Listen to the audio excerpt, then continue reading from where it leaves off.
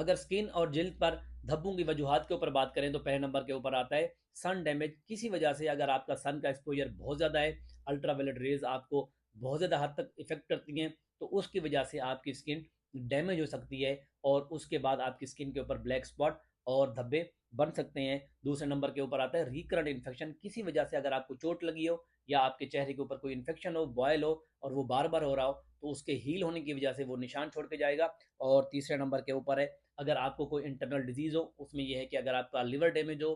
Kidney disease हो और आपके जिस्म में हार्मोन्स इम्बैलेंस हो, तो उसकी वजह से भी ब्लैक स्पॉट्स आपके चेहरे के ऊपर बन सकते हैं और आपको दाग और धब्बों की शक्ल में ये सब मिल सकता है। और चौथे नंबर के ऊपर जो आजकल सब में कॉमन है, विटामिन की कमी, जिसमें विटामिन ए की कमी, फोलिक एसिड की कमी, विटामिन बी 12 की कमी और ट्रिप्टोन अमीनो एसिड की कमी। ये सब ऐसी वजूहत हैं जिनको अगर आप ठीक कर लें तो आपके चेहरे के दाग धब्बे और जो स्पॉट्स हैं वो बिल्कुल